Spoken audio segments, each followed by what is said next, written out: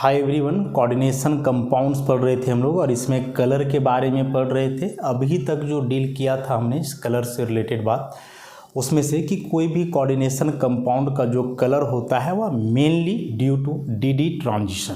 क्या है DD transition, क्या इंपॉर्टेंट कंडीशंस हैं, ये सारे फैक्ट्स हम लोग देख चुके थे। इस कलर से रिलेटेड जो कुछ क्वेश्चंस एग्जामिनेशन में आ सकते हैं वो ऐसा,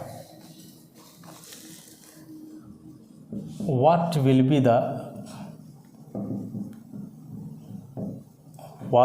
be the correct order for the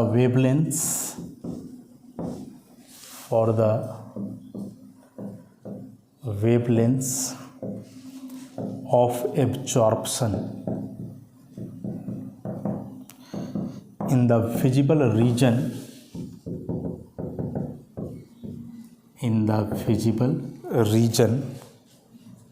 for the following complexes। और इसमें से कुछ कॉम्प्लेक्स दिए हुए हैं, जैसे NiNO2 का होल 6 पे 4 माइनस, NiNH3 का होल 6 पे 2 प्लस, और फिर NiH2O का होल 6 पे 2 प्लस। ये तीन कॉम्प्लेक्स दिए हुए हैं और इसमें से बोल रहा है कि तीनों कॉम्प्लेक्स ऑब्वियसली अलग अलग वेवलेंथ का लाइट एब्जॉर्ब करेगा। तो उस लाइट का जो है करेक्ट वेवलेंथ रेंज क्या होगा, माने कौन सा कंपाउंड कम वेवलेंथ का लाइट एब्जॉर्ब करेगा, कौन सा कंपाउंड ज़्यादा वेवलेंथ का लाइट एब्जॉर्ब करेगा, उसको समझना है। तो देखो, सबसे पहले इन सारे कॉम्प्लेक्स में आप सेंट्रल मेटल आयन की ओर जाओ। Central metal ion is here Ni2 plus, here also Ni2 plus and here also Ni2 plus. Electronic configuration पे जाओगे 3d8 3d8 3d8। लिगैंड्स की ओर जाओगे तो लिगैंड में यहाँ NO2 minus, hair NH3 and hair H2O। तो अभी तक जो बातें हमने पढ़ी इस चैप्टर में कॉम्प्लेक्स का नेचर के बारे में, तो VBT में वहाँ हम लोग पढ़े थे कि यदि D8 मेटल केटायन है जिसका कॉन्फ़िगरेशन D8 है, तो ऐसे कॉम्प्लेक्स हमेशा ऑलवेज आउटर ऑर्बिटल होंगे। हमेशा वे क्या होंगे, आउटर ऑर्बिटल। लिगैंड वीक हो या स्ट्रॉन्ग हो फर्क नहीं पड़ेगा, ये सारे कॉम्प्लेक्स आउटर ऑर्बिटल कॉम्प्लेक्स है, मतलब सब में हाइब्रिडाइजेशन sp3d2 होगा। तो central metal ion same, central metal ion का इलेक्ट्रॉनिक कन्फिग्रेशन सेम, जियोमेट्री सबका सेम। तो कहीं ना कहीं अब जो यह इलेक्ट्रॉनिक ट्रांजिशन है वह डिपेंड करने वाला है इस लिगैंड के नेचर पे। हमने स्पेक्ट्रोकेमिकल सीरीज पढ़ा और उस स्पेक्ट्रोकेमिकल सीरीज के आधार पे आप सोचोगे या चलोगे तो उसमें से H2O is the weakest ligand, इससे स्ट्रॉन्ग होगा NH3 and out of these NO2 minus is the strongest ligand. Electrochemical series में यही चीज़ है, ligand field strength increases, ligand field strength increases. मतलब इन तीन लिगैंड्स में सबसे strong ligand this NO2 minus और सबसे वीक हुआ H2O। अब इसमें से जो हम लोग पढ़े पीछे क्रिस्टल फील्ड थ्योरी में कि यह जो डेल्टा है यह डायरेक्टली प्रोपोर्शनल होता है लिगैंड स्ट्रेंथ का। तो इस तीनों कॉम्प्लेक्स में जो क्रिस्टल फील्ड स्प्लिटिंग एनर्जी है, चूँकि सारे ऑक्टाहेड्रल है ना, तो यहाँ T2G और EG सेट बनेगा, T2G और EG, और यहाँ का एनर्जी डिफरेंसी डेल्टा O कहलाएगा। तो यह डेल्टा O मैक्सिमम होगा जो सबसे स्ट्रॉन्ग लिगैंड कंटेन किए हुए उसके लिए। तो इन तीनों में से सबसे स्ट्रॉन्ग लिगैंड किस में है, इसमें NiNO2 का होल 6 में। तो इसके लिए यह जो डेल्टा O का वैल्यू है वह सबसे स्ट्रॉन्ग होगा, या डेल्टा O NO2 माइनस के लिए सबसे स्ट्रॉन्ग होगा। इससे कम वैल्यू होगा NH3 के लिए और सबसे कम वैल्यू होगा H2O के लिए, क्योंकि H2O इन तीनों में वीकेस्ट लिगैंड है। अब यदि NO2 माइनस के लिए यहाँ crystal field splitting energy maximum है, इसका मतलब हुआ कि यह कॉम्प्लेक्स मैक्सिमम एनर्जी वाला रेडिएशन को एब्जॉर्ब करेगा, मैक्सिमम एनर्जी रेडिएशन को।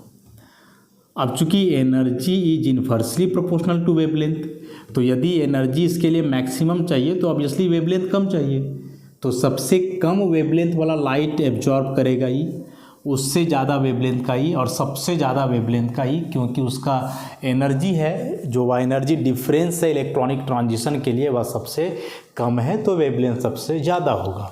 मतलब इसको डिक्रीजिंग ऑर्डर में यदि आप अरेंज करोगे तो ऐसे हो जाएगा NiH2O का होल 6/2+, इसके लिए वेवलेंथ सबसे ज़्यादा चाहिए, इससे कम चाहिए NiNH3 का होल 6/2+, और सबसे कम चाहिए NiNO2 का होल 6/4-। तो this is the correct wavelength order. ऐसी को इंक्रीजिंग ऑर्डर में अरेंज करोगे तो फिर ऐसे ही हो जाएगा ऐसे। तो ऐसे क्वेश्चन जो है एग्जामिनेशन में पूछे जाते हैं इस कलर के आधार पे। तो बस कंसेप्ट को समझ लेना कि यह सारा कुछ जो कलर है या उस कलर के लिए जो रेडिएशन एब्जॉर्ब हो रहा है उसका जो वेवलेंथ होगा, एनर्जी होगा, फ्रीक्वेंसी होगा या वेव नंबर होगा, वह डायरेक्टली डिपेंड करेगा इलेक्ट्रॉनिक ट्रांजिशन का इस एनर्जी डिफरेंस पे। और यह जो एनर्जी डिफरेंस है कोऑर्डिनेशन कंपाउंड में, जिसको कि हम लोग क्रिस्टल फील्ड स्प्लिटिंग एनर्जी बोलते हैं, तो यहाँ आप सारा फैक्टर लगा दोगे इस क्रिस्टल फील्ड स्प्लिटिंग एनर्जी के लिए, जो पीछे हम लोग का डिटेल में पढ़े हैं। तो उस सारे फैक्टर को अप्लाई करने के बाद आप देखना कि सबसे ज़्यादा एनर्जी डिफरेंस किस में है। तो जिसमें एनर्जी डिफरेंस सबसे ज़्यादा होगा उसके लिए सबसे ज़्यादा एनर्जेटिक लाइट चाहिए, सबसे ज़्यादा वेव नंबर वाला चाहिए, सबसे ज़्यादा फ्रीक्वेंसी वाला लाइट चाहिए। वेवलेंथ की बात करोगे तो वही ऑर्डर क्या हो जाएगा, उल्टा हो जाएगा। वेरी वेरी इंपॉर्टेंट यह क्वेश्चन या इस प्रकार के क्वेश्चन एग्जामिनेशन के लिए तो आप ध्यान में रखोगे। एक ना एक क्वेश्चन जो है इस टॉपिक से एग्ज़ाम में किसी ना किसी रूप में रहने ही वाला है। तो बस इसमें देखोगे आप एक ही चीज़, क्रिस्टल फील्ड स्प्लिटिंग एनर्जी वह कौन से फैक्टर पे डिपेंड करता है, जो सारे फैक्टर्स को हम लोग ऑलरेडी पीछे एक्सप्लेन कर चुके हैं। तो वहाँ से आप इन चीज़ों को समझोगे तो आसानी होगा।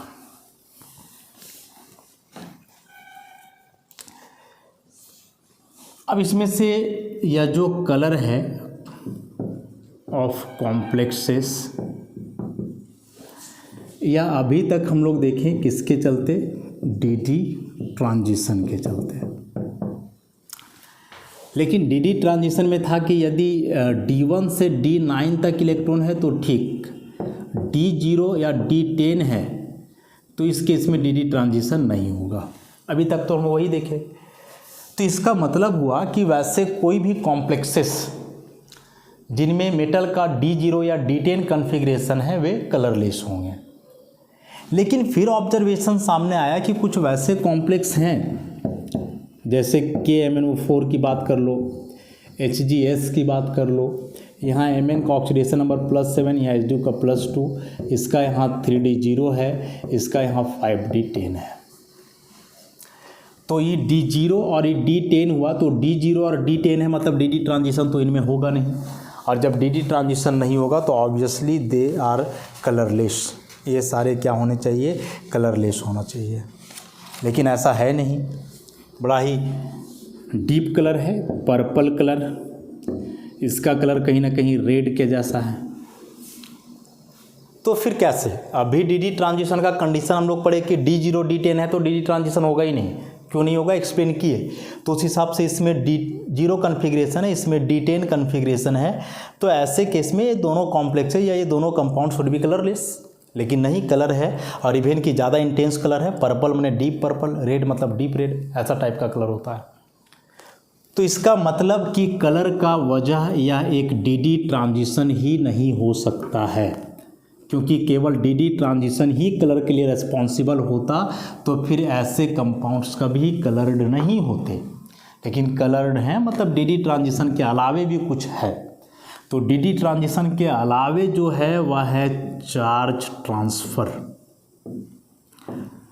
सो what is this charge transfer? तो यह चार्ज ट्रांसफ़र का मतलब हुआ बेसिकली इलेक्ट्रॉन का ट्रांसफ़र। इलेक्ट्रॉन का ट्रांसफ़र कब? तो चार्ज ट्रांसफ़र मतलब इलेक्ट्रॉन का ट्रांसफ़र फ्रॉम वन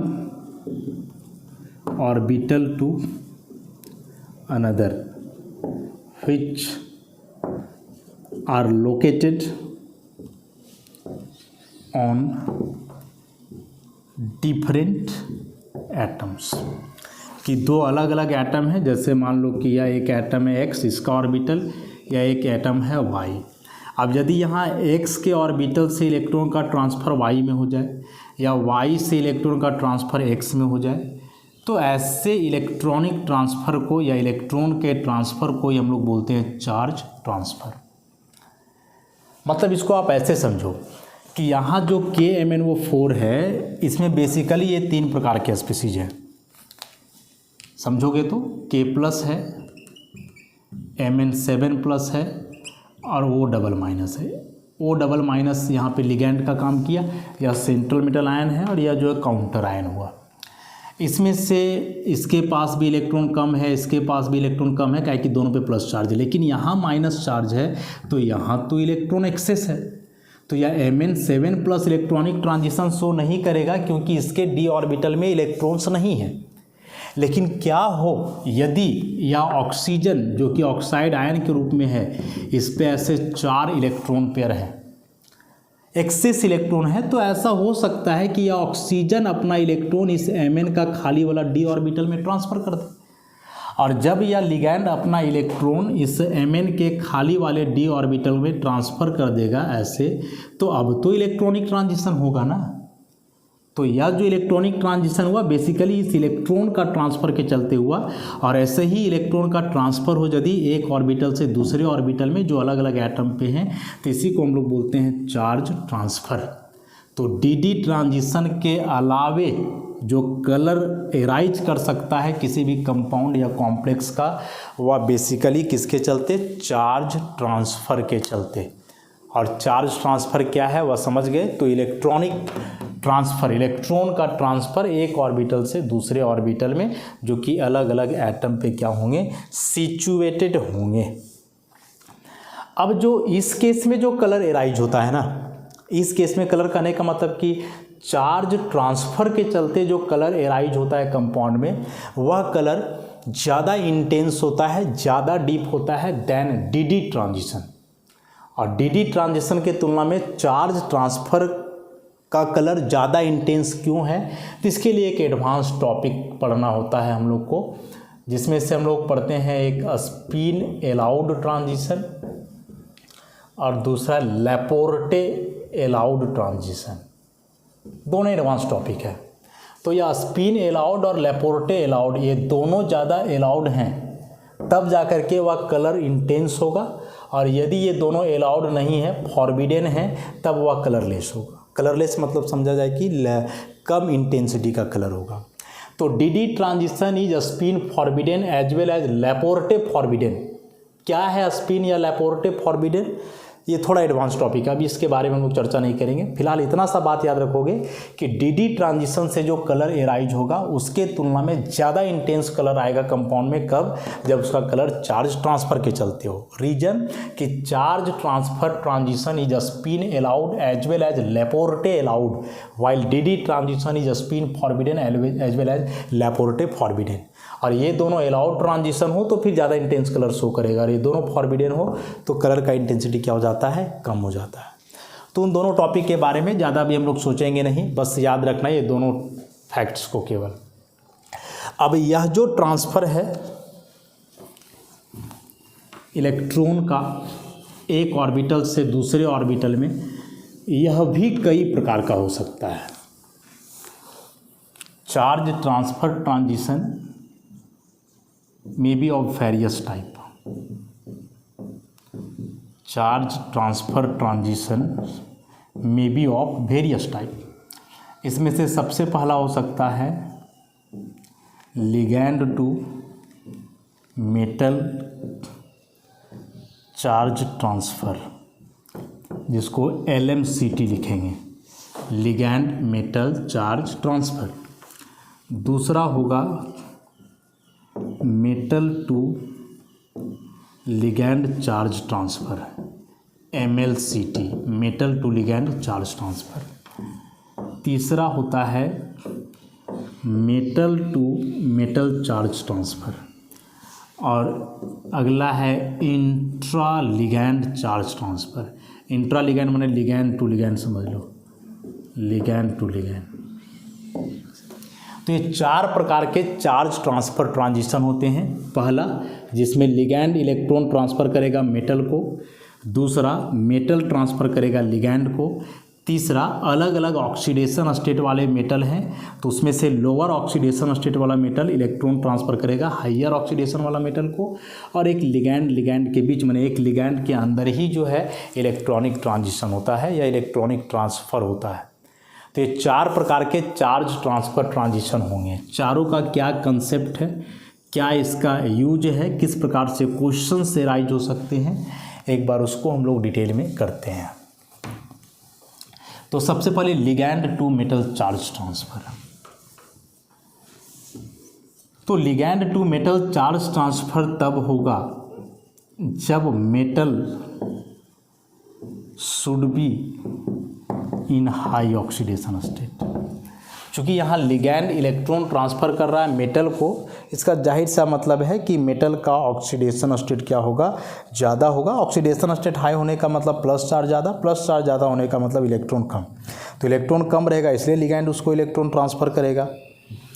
और इस केस में जो वैकेंट ऑर्बिटल होगा should be of lower energy, vacant orbital कम एनर्जी का होना चाहिए।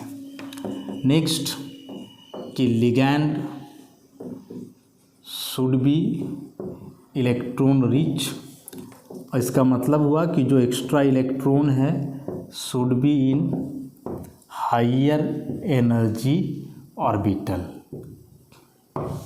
मतलब मान लो कि यह मेटल है जिसका यह डी ऑर्बिटल है, या लिगैंड है इसका डी, तो इसका डी तो खाली है, इसका डी में इलेक्ट्रॉन है, तो यही इलेक्ट्रॉन ट्रांसफ़र करेगा इसमें। अब बोल रहा है कि इसके लिए इसका एनर्जी जितना कम हो या इसका एनर्जी जितना ज़्यादा हो, ओवरऑल बोलें कि दोनों के बीच का एनर्जी डिफरेंस कम हो। मेटल के डी ऑर्बिटल का एनर्जी कम होना या लिगैंड के डी ऑर्बिटल का एनर्जी, मतलब जो भी ऑर्बिटल में इसका इलेक्ट्रॉन है, नॉट डी, जिस भी ऑर्बिटल में इसका इलेक्ट्रॉन है उस ऑर्बिटल का एनर्जी ज़्यादा होना। तो ऐसे केस में दोनों के बीच का एनर्जी डिफरेंस कम होगा और फिर यहाँ से इलेक्ट्रॉन का ट्रांसफ़र काफ़ी आसान हो जाएगा। तो ligand to metal charge transfer हमेशा वैसे कॉम्प्लेक्स में होगा जिसमें मेटल का ऑक्सीडेशन स्टेट बहुत ज़्यादा हो और मेटल का जो वैकेंट ऑर्बिटल है उसका एनर्जी कम हो। फिर है कि लिगैंड इलेक्ट्रॉन रिच होना चाहिए और लिगैंड का जो एक्स्ट्रा इलेक्ट्रॉन जिस ऑर्बिटल में है उसका एनर्जी क्या होना चाहिए, ज़्यादा। तो इस केस में आसानी से वह लिगैंड अपने इलेक्ट्रॉन को ट्रांसफ़र कर सकता है मेटल के वैकेंट ऑर्बिटल में, और तब जा कर के फिर वहाँ इलेक्ट्रॉनिक ट्रांजिशन होगा और यह कंपाउंड जो है कलर्ड होगा, मतलब कलर शो करेगा।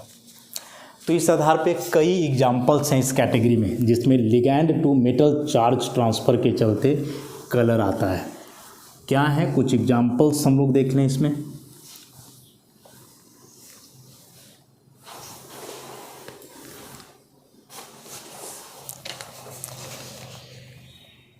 जैसे कुछ कंपाउंड लेकर के चले, इस कंपाउंड के लिए जो मेटल आयन है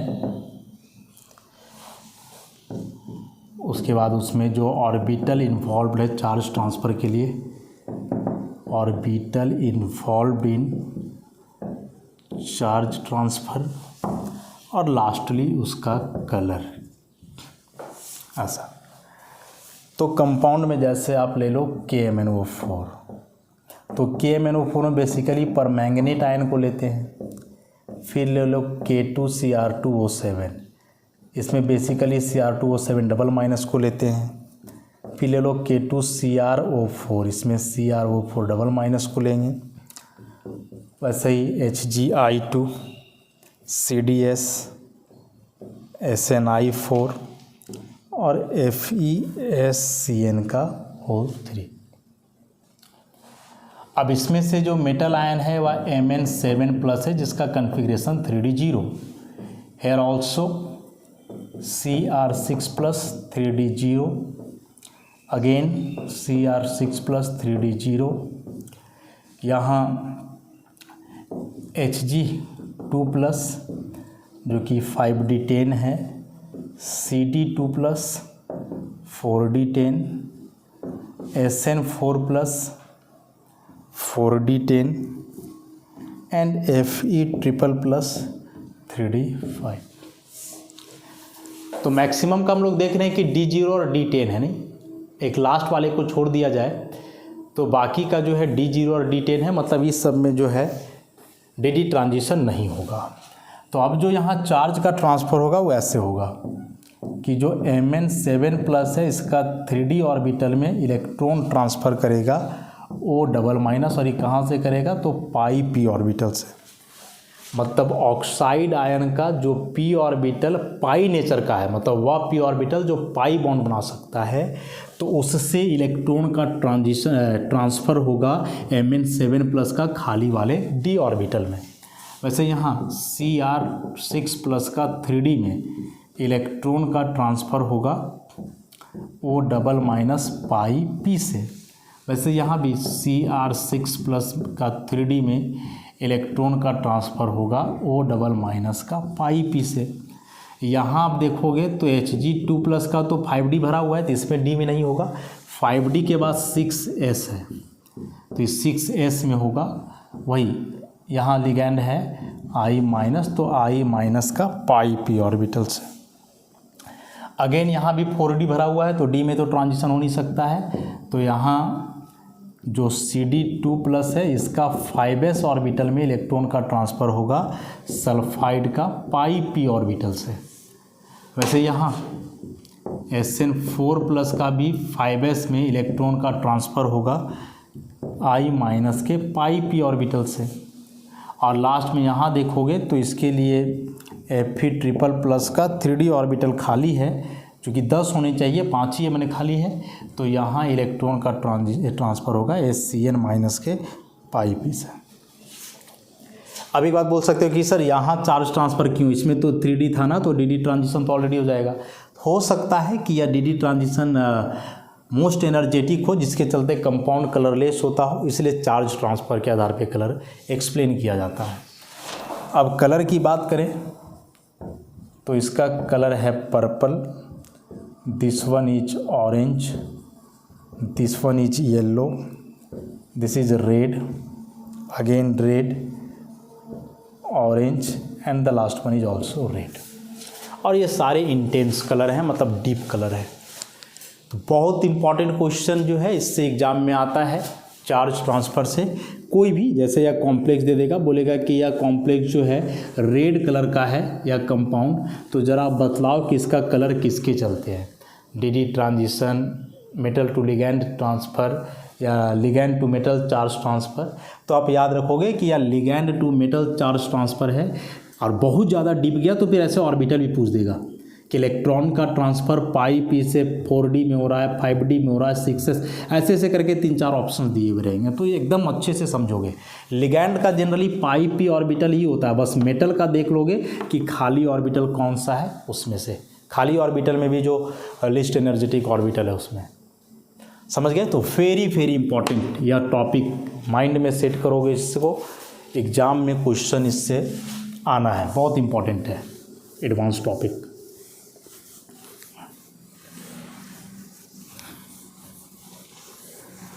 नेक्स्ट इसमें है, अभी तो हम लोग ligand to metal charge transfer देखें ना, कि लिगैंड कैसे मेटल में चार्ज ट्रांसफ़र करेगा, इलेक्ट्रॉन का ट्रांसफ़र करेगा। इसी में से एक इम्पॉर्टेंट कंसेप्ट, जैसे कुछ आयन लिया जाए, VO4 पे ट्रिपल माइनस, CrO4 पे ट्रिपल माइनस, MnO4 पे माइनस। यहाँ लोगे NbO4 पे ट्रिपल माइनस, TaO4 पे ट्रिपल माइनस, MoO4 पे ट्रिपल माइनस या 2- होगा। यहाँ WO6 पे 2-, यहाँ जाओगे TCO4 पे माइनस, ReO4 पे माइनस। इसमें से ऑक्साइड आयन सब में लिगैंड है, वीक लिगैंड है। यह जो है 3D सीरीज का मेटल है, 4D series, 5D series. Oxidation state की बात करोगे तो ऑक्सीडेशन स्टेट +5, इस सब में +5, इस सब का +6 और इस सब का +7। अब यदि आप कंपैरिजन लेफ़्ट टू राइट करोगे तो लेफ़्ट टू राइट कंपैरिजन करोगे तो oxidation state of metal increases, metal का ऑक्सीडेशन स्टेट क्या कर रहा है, इंक्रीज कर रहा है। ऑक्सीडेशन स्टेट इंक्रीज करने से क्या होगा कि इसके ऑर्बिटल का एनर्जी घटेगा, और ऑर्बिटल का एनर्जी घटने से एनर्जी डिफरेंस घटेगा, मतलब कि ऐसे energy for ligand to metal charge transfer decreases, यानी मेटल पे जितना ज़्यादा पॉजिटिव चार्ज होगा ना उसके डी ऑर्बिटल का एनर्जी उतना ही कम होगा, और एनर्जी कम रहेगा तो ये वाला डिफरेंस भी कम होगा, जो बताए थे कि यहाँ लिगैंड है यहाँ मेटल है, तो जैसे जैसे नीचे आते जाएगा मैंने एनर्जी कम होते जाएगा तो वैसे वैसे इसका डिफरेंस भी घटते जाएगा, और डिफरेंस घटते जाएगा मतलब कि कलर का इंटेंसिटी बढ़ते जाएगा। तो इस केस में इंटेंसिटी ऑफ कलर इंक्रीजेज। तो ये सारे बेसिकली कलरलेस हैं।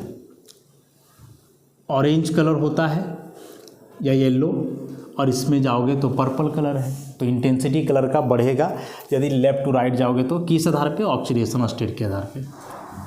अब इसी में यदि आप ऊपर से नीचे आओगे तो ऊपर से नीचे आओगे तो ऑक्सीडेशन स्टेट तो सबका सेम है, तो ऑक्सीडेशन स्टेट सेम है तो फिर यहाँ क्या चीज़ पे डिपेंड करेगा, साइज पे। Size of metal ion increases, और जब मेटल आयन का साइज बढ़ेगा तो एनर्जी डिफरेंस बढ़ेगा। Energy for ligand to metal charge transfer increases, और एनर्जी डिफरेंस बढ़ेगा तो कलर का इंटेंसिटी घटेगा, इंटेंसिटी ऑफ कलर डिक्रीजेज। तो याद रखोगे, हो सकता है कि ये 3 दे दे, बोले कि तीनों में सबसे इंटेंस कलर किसका होगा, या ये तीनों दे दे, बोले ये तीनों में सबसे इंटेंस कलर किसका होगा। इंटेंस मतलब ज़्यादा डीप कलर। तो अब कैसे एक्सप्लेन करोगे इन फैक्ट्स को, समझ गए आप। यहाँ ऑक्सीडेशन स्टेट देखा गया कि ऑक्सीडेशन स्टेट बढ़ा तो मेटल के डी ऑर्बिटल का एनर्जी घट गया, तो एनर्जी डिफरेंस घटा ट्रांजिशन के लिए, इसलिए इंटेंसिटी बढ़ गया। यहाँ ऑक्सीडेशन स्टेट सेम है तो हम लोग साइज की बात करेंगे, चूँकि नीचे जाने से साइज बढ़ता है, और साइज बढ़ेगा तो डी ऑर्बिटल का एनर्जी बढ़ जाएगा, मतलब कि वहाँ एनर्जी डिफरेंस जो है ट्रांजिशन के लिए वह बढ़ेगा, तो कलर का इंटेंसिटी जो है घट जाएगा। तो यह ligand to metal charge transfer के अंतर्गत आया, ligand to metal charge transfer. इसी में यदि हम लोग आप देखें metal to ligand charge transfer, metal to ligand charge transfer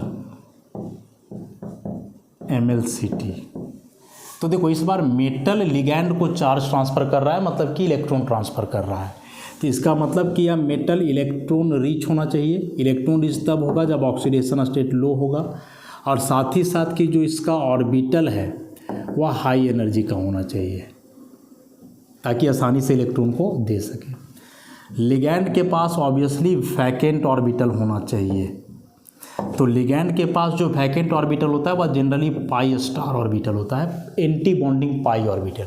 चूँकि लिगैंड यहाँ बेसिकली कोई ना कोई मॉलिक्यूल होंगे या फिर नेगेटिव आयन होगा, तो उसके लिए हम लोग मॉलिक्यूलर ऑर्बिटल कंसीडर करते हैं, और मॉलिक्यूलर ऑर्बिटल में भी जो एंटी बॉन्डिंग का ऑर्बिटल है वह ऑर्बिटल जो है इलेक्ट्रॉन को क्या करता है, एक्सेप्ट करता है। समझ गए। तो metal to ligand charge transfer के लिए कंडीशन है कि मेटल इलेक्ट्रॉन रिच हो, मतलब कि ऑक्सीडेशन स्टेट कम हो, इसका ऑर्बिटल हाई एनर्जी का हो, साथ ही साथ लिगैंड के पास वैकेंट ऑर्बिटल हो, जो vacant orbital basically anti bonding पाई ऑर्बिटल होता है, मतलब पाई स्टार होता है। और ऐसे में से जो लिगैंड होते हैं वे basically carbon monoxide, Cn-, SCn-, pyridine, उसके बाद NO, ऑर्थोफिनान्थ्रोलिन, ऐसे लिगैंड इस कैटेगरी में आते हैं। तो इसके लिए भी कुछ एग्जाम्पल देखा जाए, जैसे K4 FeCN का होल 6, इसमें Fe2+ is the central metal ion, Cn- is the ligand. Low oxidation state है, 3d6 कन्फिग्रेशन है, मैंने डी में इलेक्ट्रॉन ज़्यादा है, तो आसानी से यह इलेक्ट्रॉन को ट्रांसफ़र करेगा Cn माइनस के पाई स्टार ऑर्बिटल में। और यहाँ जो है metal to ligand charge transfer होगा और इसके चलते इसका कलर है येलो। उसी प्रकार से आप और भी ले लो, FeACAC का होल 3, एसिटाइल एसीटेट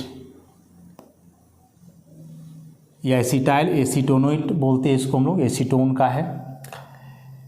तो इसमें भी जो है आयरन का ऑक्सीडेशन स्टेट यहाँ है +3 और +3 ऑक्सीडेशन स्टेट हो जाएगा तो 3d5, मतलब इलेक्ट्रॉन डेफिशिएंट तो अभी भी नहीं है। और यहाँ यह लिगैंड जो है इलेक्ट्रॉन को एक्सेप्ट करेगा अपने पाई स्टार ऑर्बिटल में, तो इसके चलते भी इसका कलर है रेड। तो बस कंडीशन याद रखोगे और कुछ एग्जाम्पल्स आ सकता है, जैसे यही वाला एग्जाम्पल दे देगा और बोलेगा कि इस कंपाउंड का कलर येलो है, किस आधार पे है, डी ट्रांजिशन के आधार पे है, ligand to metal charge transfer है, या metal to ligand charge transfer है, ऐसे कई ऑप्शंस दिए जा सकते हैं। तो आप बोलोगे कि सर कैसे पहचानेंगे हैं, इसमें तो यदि 3d6 है तो इसमें तो डी ट्रांजिशन भी हो सकता है, तो वहाँ हम डी ट्रांजिशन को टिक करेंगे या metal to ligand charge transfer tick करेंगे, तो जाहिर सी बात है कन्फ्यूजन यहाँ आएगा। देखो इसी के जैसा एक कॉम्प्लेक्स हम लिखते हैं Fe(F6) पे 4-, यहाँ भी Fe2+ है लेकिन यहाँ लिगैंड है F-। जो है पाई को एक्सेप्ट नहीं करता है, मतलब इसमें pi star anti bonding orbital generally नहीं होते हैं। तो जिसमें यह पाई एक्सेप्टर लिगैंड नहीं रहेगा उसमें आप बोलना डी ट्रांजिशन, और जिसमें इस सब में से कोई लिगैंड रहेगा उसमें आप चार्ज ट्रांसफ़र को ही प्रीफर करोगे यदि दोनों ऑप्शन दिया हुआ है तो यह एक तरीका हो गया पता करने का कि किस आधार पे जो है हम लोग पता करेंगे। तो metal to ligand charge transfer, एक ligand to metal charge transfer हम लोग दिखे, दूसरा या metal to ligand charge transfer, दोनों कंडीशन को आप अच्छे से ध्यान में रखोगे, याद रखोगे। तो दो और जो बच गए, metal to metal charge transfer और इंट्रा लिगैंड, एक लिगैंड के अंदर चार्ज ट्रांसफ़र। तो इन फैक्ट्स को जो है हम लोग आगे के क्लासेस या लेक्चर्स में देखेंगे। अभी के लिए आप इतना करके रखो। धन्यवाद।